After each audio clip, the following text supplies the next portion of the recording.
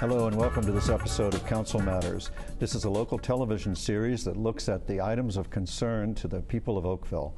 We do that in a format where the first half of the show we talk to residents of Oakville who can speak about a particular topic of interest, and the second half of the show we get three members of council to come out and we consider how council can deal with those concerns. Today we're talking about the active transportation needs of our town, and joining me and us right now is David Harris from the Oakville Cycling Club, and Christine Hardy from the Joshua Creek Residents Association, and Jim Ivey from Cycle Oakville.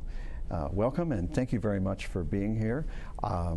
Maybe to help the audience place the perspective that you bring to these things, why don't we start by trying to explain the difference between the Oakville Cycling Club and Cycle Oakville. David? Well, the Oakville Cycling Club is a group of recreational cyclists mainly. We had 400 members last year. We're heading towards that number again this year. And I think the difference between the Oakville Cycling Club and Cycle Oakville is that Cycle Oakville was a group that was formed only a couple of years ago, I think, to try and encourage people to use bicycles for transportation around town, and to encourage cyclists, or perhaps people who were afraid to cycle, to get their bicycles out of the garage and get into town. Your group is more for the people who are confident and already doing it? I think that's one way of summing it up, yes. So Jim, from your perspective, is that right? You're the welcoming committee and you pass them on to David when you get them comfortable? Cycle Oakville is an organization that does help and promote cycling events at the recreational level, but also gets involved in events such as cycling corrals, bicycle corrals for the music festival and other events, getting groups of recreational cyclists together for some of the Oakville festivities, such as the, there's a number of them. And do your members, do you share members? Do you have a lot of people in common? It's kind of a loose membership. It's more of a grassroots organization that just promotes activities and works with the community, works with council, and just promotes cycling in general and gets involved. My involvement is getting involved wherever I can to help cycling. Just promoting cycling in a general way in a number of different facilities. I see. And Christine, Joshua Creek is, well, it's the area that I live in too. We're a fairly active community, but you're more active in bicycling. Do you want to talk about your interest? Well, I'm involved in a committee for fundraiser for the new Oakville Hospital called the Tour de Halton. We just had our 4th annual ride, so it's not a race, it's a ride. So it was just last weekend, the 31st, and we've raised so far for the hospital almost $500,000. So how we've structured the ride is we have 3 different distances. We have a 25, a 50, and a 100-kilometer ride. And then this year, for the first time, we added a 10K ride, as well as a 1K ride for kids. So the participation has fluctuated a little bit over the years, but we've had this year 140 riders. Our first year was 110. So we're happy with that. We'd like to see more people come out, but we're happy with the participation rate and definitely the fundraising efforts. Yeah, this year was the first year I couldn't come out and wish you well. I had to be at a conference out of town. But I was really thrilled that you added the 1 kilometer route, because I was thinking of doing that one myself. So, in the context of we've built, we have built or are building a total of 96 kilometers of bike routes and trails so far over the last 8 years. And it'd be easy for me to try to be satisfied and boastful about how much we've done, but I'd rather hear what can we do, what need we do, what's left. I'm totally persuaded by the statistics that show that the more active transportation gets used, the more biking and walking gets done, the healthier we are, and the less the burden on our taxes is. So I'm sold. So what can we do to continue to build those benefits? If I could comment, Mayor Burton, the Active Transportation Master Plan was quite a document. A lot of good work went into it. And over the 5 years of its implementation, I think there's been a lot of progress. But my colleagues feel that perhaps the priorities have not been concentrated on correctly. We see a lot of relatively small projects being completed, but people would really like to see some progress on the main east-west routes and north-south routes. If you look at Ford Drive and 9th Line, horrendous to cycle up.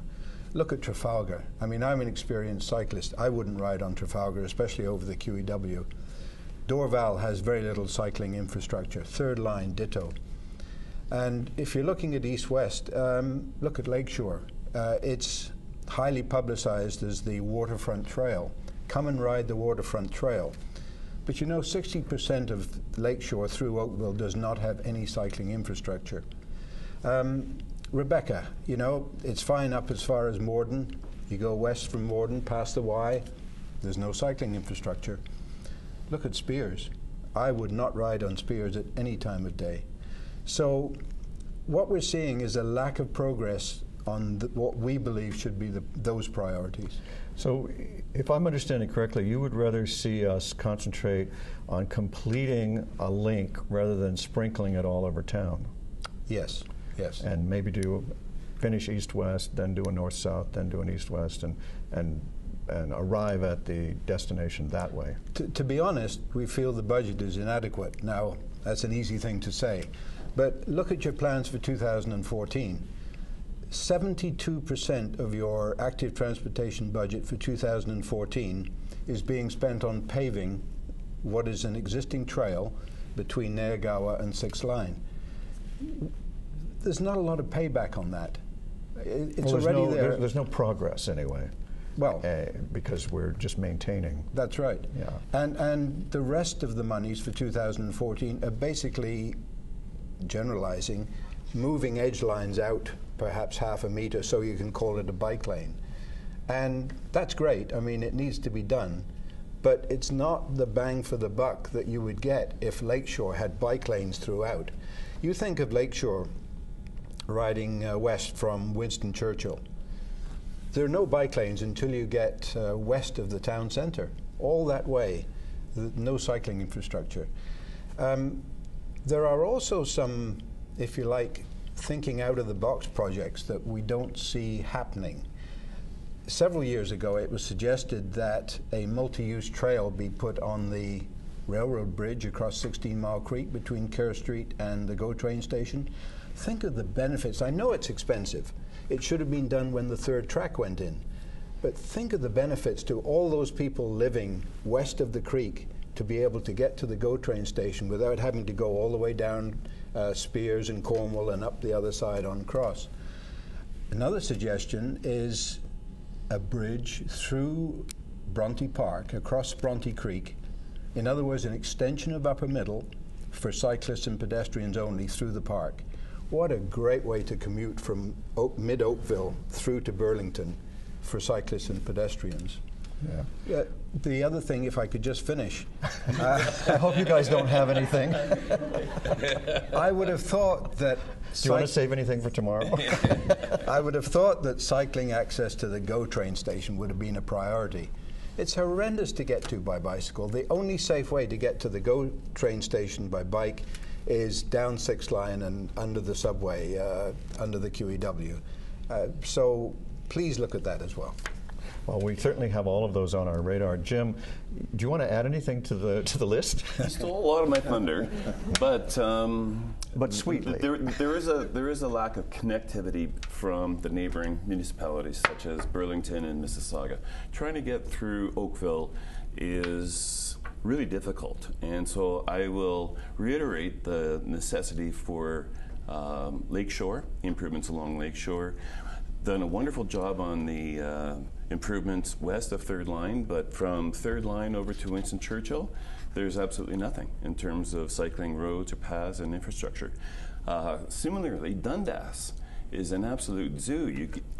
There's a number of roads that go up to Dundas and then come to a full stop.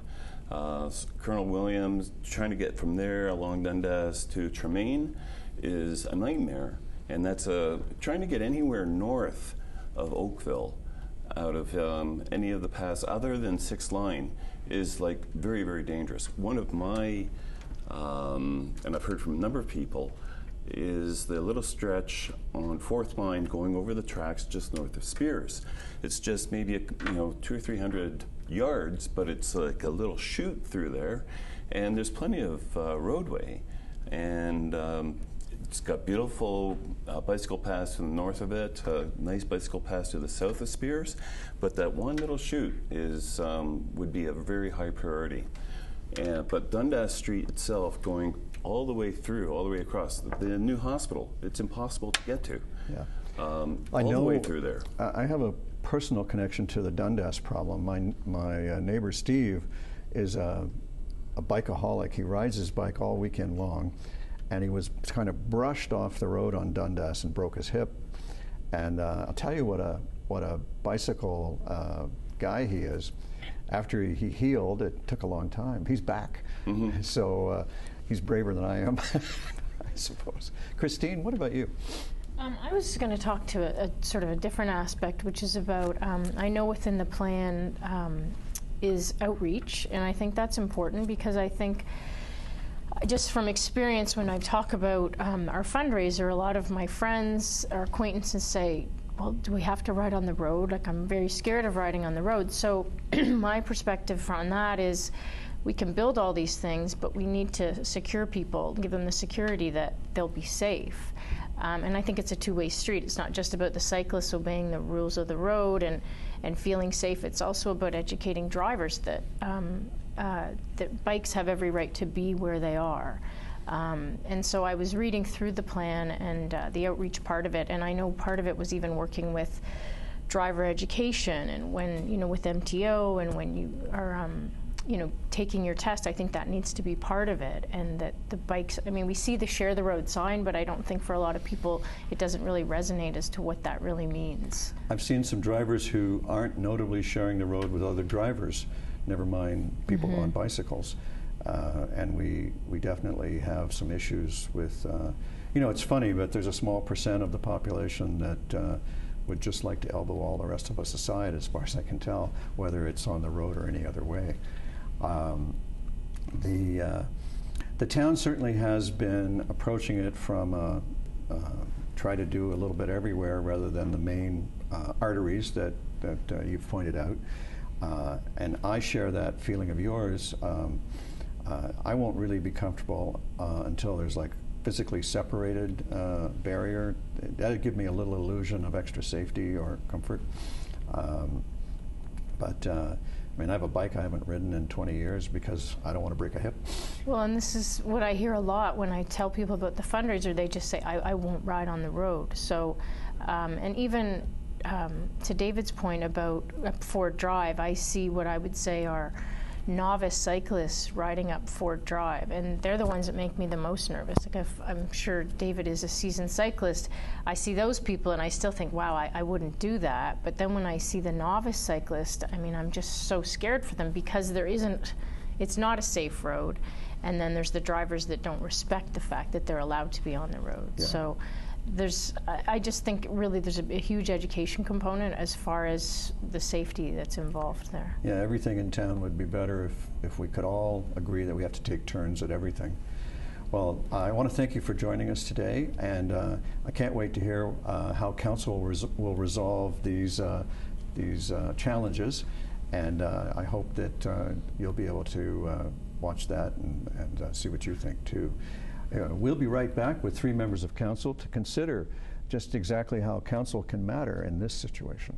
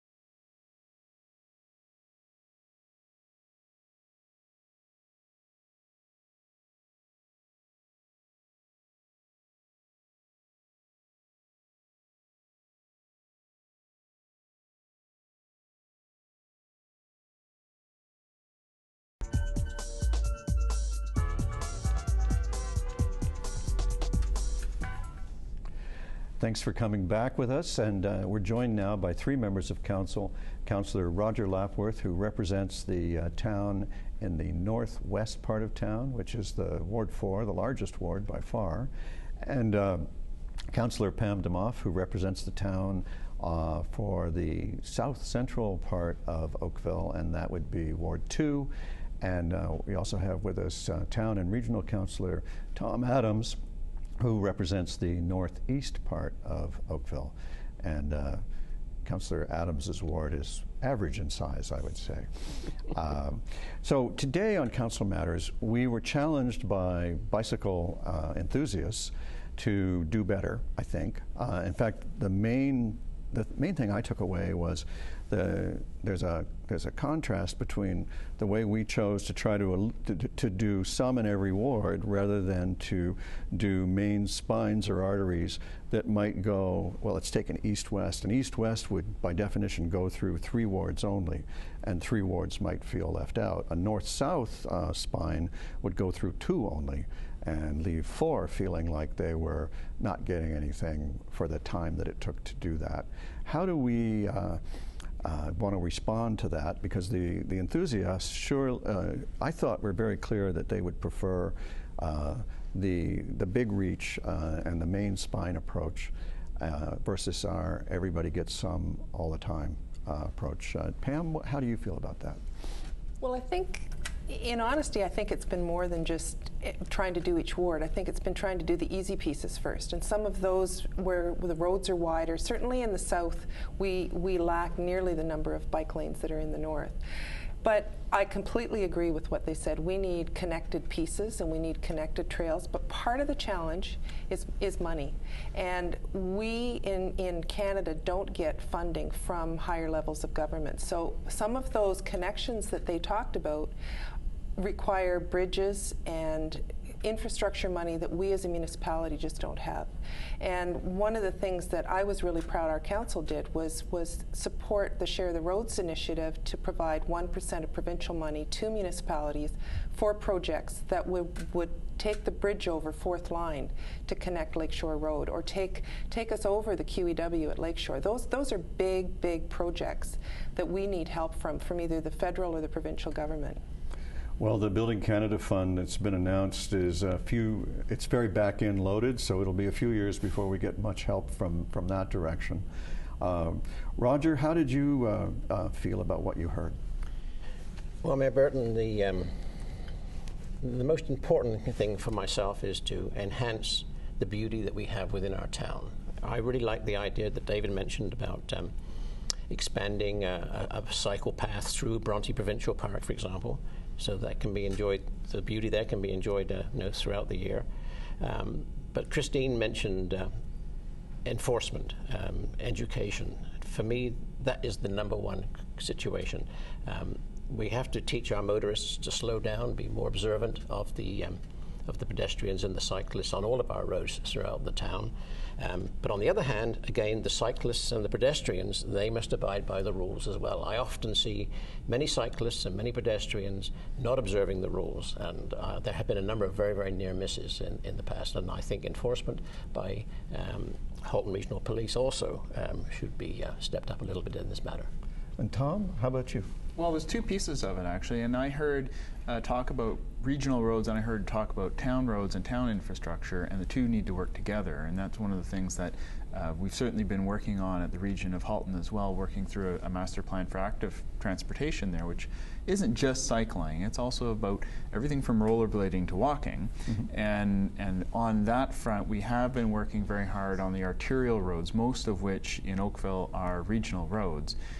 There was discussion about 9th Line, and good news, everybody, 9th Line is getting done this year.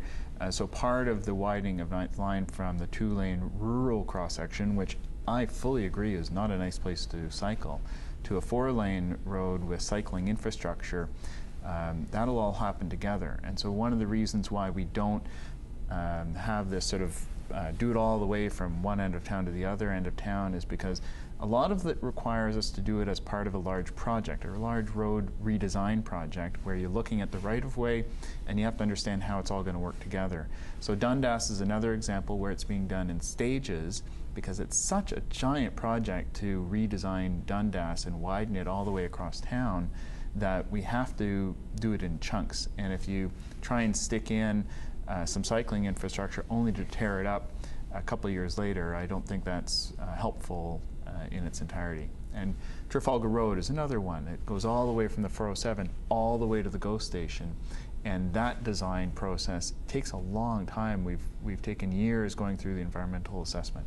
So I think our staff and I think our council is cognizant of the need to make a system that works all the way across, that you don't have these chunks that are missing. And if you look at the maps that we've got for our active transportation plans in Oakville and in Halton, both of them recognize the need for that. And the timing, I agree, is an issue. But there's a reason for that timing issue, and it usually has to do with the ability to deliver all those major projects. Well, I know that whenever it looks like a major roads project has just been finished and another entity, another government or whoever comes in and does more work on it, my office always hears from the people who think that that's a waste of money. And indeed, we've worked really hard for the last 8 years to try to coordinate these things. And as you say, put say, a bicycling lane project off until the whole thing can happen. But it's because of that sensitivity about the criticism we get if it looks like we're spending money twice, which is a big concern.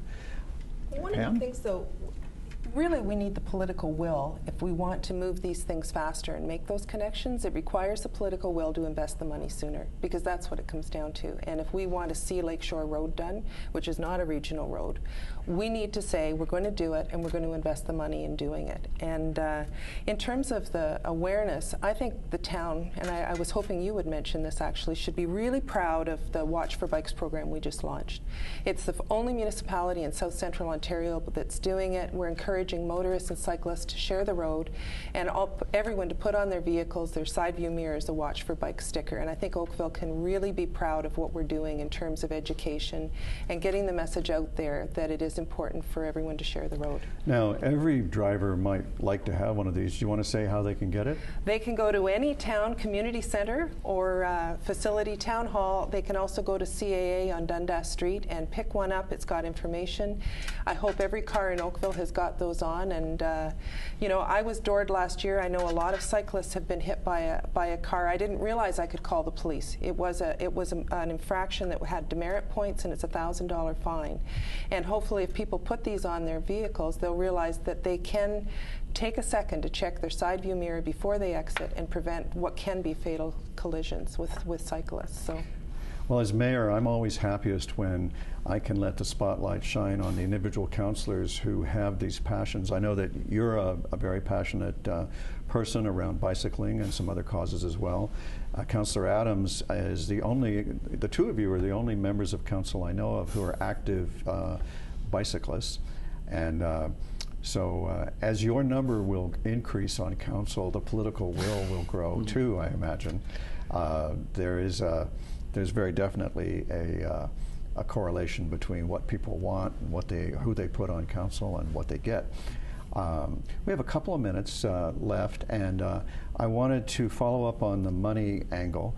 We've had as a council a dedication to keeping, well, I guess I would call it, we do slow and gradual to avoid spiky tax increases, and in order to give people consistency and in their tax expectations on property, and also in order to keep our increases in the zone of CPI or cost of living.